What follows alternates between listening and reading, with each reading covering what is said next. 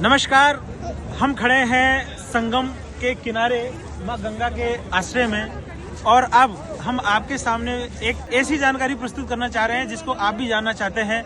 हमारे साथ में है एस्ट्रोलॉजर डॉक्टर राम जी। मैं इनसे पूछना चाहूंगा कुछ सवाल जो आपके लिए रहेंगे उपयोगी। एस्ट्रोलॉजर श्री राम जी, नमस्ते, जय श्री कृष्ण। आप हमें बताइए कि इस महाकुंभ का और ग्रहों का आपस में क्या संबंध है? एस्ट्रोलॉजी और महाकुंभ का तो एक विशेष महत्व है। कुंभ का निर्धारण ही ग्रहों की दशा के अनुसार होता है। जैसे मैं बात करूं प्रयागराज में जब कुंभ भरता है तो उस समय ग्रहों की विशेष स्थिति रहती है। जब मकर राशि में सूर्य गोचर करते हैं और वृषभ राशि में देवगुरु बृहस्पति गोचर करते हैं। इसी प्रकार से जब नासिक में, जैसे 2027 में जब नासिक में महाकुंभ भरने जा रहा है, उस वक्त देवगुरु बृहस्पति और सूर्य दोनों ही सिंह राशि में गोचर करेंगे। तत्पश्चात जैसे 2028 में उज्जैन में महाकुंभ भरने जा रहा है, उस वक्त देवगुरु बृहस्पति सिंह राशि में गोचर करेंगे और सूर्य देव मेष राशि में गोचर करेंगे। उसके बाद में 2033 में जब हरिद्वार में कुंभ का आयोजन होने जा रहा है, उस वक्त देवगुरु बृहस्पति कुंभ राशि में गोचर करेंगे और सूर्य मेष राशि में गोचर करेंगे। क्योंकि देवगुरु बृहस्पति और सूर्य की विशेष दशाओं की गणना जब कोई विशेष राशि में ये गोचर करते हैं तभी महाकुंभ का आयोजन किया जाता है। आपको विदित है कि महाकुंभ 12 वर्ष के उपरांत भरता है, क्योंकि देवगुरु बृहस्पति किसी भी राशि में 12 वर्ष के बाद में ही गोचर करेंगे। इस प्रकार से कुंभ का कौन सा कुंभ कब भरेगा, कब आयोजन होगा, उसका तो निर्धारण ही ग्रहों की दशा के अनुसार होता है, ग्रहों की गोचर के अनुसार होता है।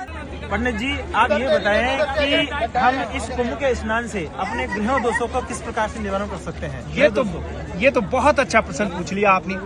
देखिए, किसी भी व्यक्ति के लिए ग्रहों का मजबूत होना बहुत आवश्यक है। यदि आपकी पितृदोष है या आपकी जन्म कुंडली में सूर्य कमजोर है, तो आप कुंभ में स्नान करते वक्त सूर्य देव को जल चढ़ाइए। यदि आपके शुक्रदेव कमजोर है, गंगा जी में जब आप स्नान कर रहे हैं, महाकुंभ में आप स्नान कर रहे हैं, तो कोई भी इत्र गंगा जी में साथ में विसर्जित कीजिए।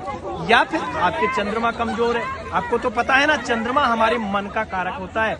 चंद्रमा व्यक्ति के मन को निर्धारित करता है और मन से ही तो व्यक्ति के व्यक्तित्व का निर्माण होता है। यदि आपकी जन्म कुंडली में चंद्रमा कमजोर है तो महाकुंभ में स्नान करने से और अच्छा कोई उपाय हो ही नहीं सकता, क्योंकि महाकुंभ में स्नान करने से चंद्रमा को बल मिलता है।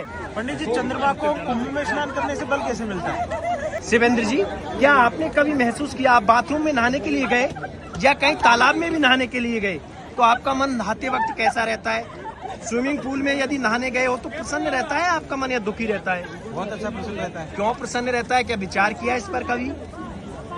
बताइए पंडित। चंद्रमा को हमारे मन का कारक कहा गया है और चंद्रमा का सीधा संबंध जल से है। जब हम जल के पास जाते हैं, हमारे चंद्रमा को बल मिलता है और जैसे ही चंद्रमा को बल मिलता है, हमारा मन प्रफुल्लित हो जाता है। अब फिर इस त्रिवेणी संगम प्रयागराज का तो कहना ही क्या। पंडित जी, आप ये और बताइए कि कुंभ में स्नान के क्या क्या फायदे हैं, क्या क्या चीज हमें सावधानी रखनी चाहिए कुंभ में स्नान के समय? कुंभ में यदि जब आप स्नान करें तो हो सके तो स्नान के बाद सूर्य देव को जरूर अर्घ्य दे और कुंभ में स्नान करते वक्त आप कोशिश करें कि साफ मन, पवित्र मन और पवित्र तन के साथ स्नान करें। कोशिश करें कि माँ गंगा को किसी भी हालत में आप दूषित ना करें।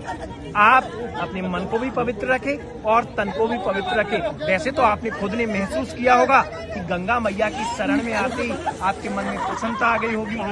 तुलसीदास जी ने भी रामचरितमानस में कहा है, गंग सकल मद मंगल मूला। अतः कुंभ में स्नान करते वक्त आप हो सके तो निश्चित रूप से सूर्यदेव जल दें और यदि आपके पितृदोष है तो अपने पितरों को भी जल अर्पित करें।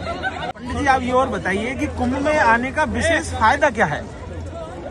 शिवेंद्र जी, आपने यहाँ पर देखा कितने दिव्य संत, कितने दिव्य सत्पुरुष जो पता नहीं कहाँ कहाँ तपस्या कर रहे होते हैं। आप उम्र भर घूमते हुए उनके दर्शन करना चाहेंगे तो भी नहीं कर पाएंगे। यहाँ आकर आप एक ही दिन में ऐसी दिव्य आत्माओं का दर्शन कर सकते हैं आप देखिए तो सही, महाकुंभ में आते ही प्रत्येक व्यक्ति को देखिए कितना प्रसन्न है, कितना आनंदित है।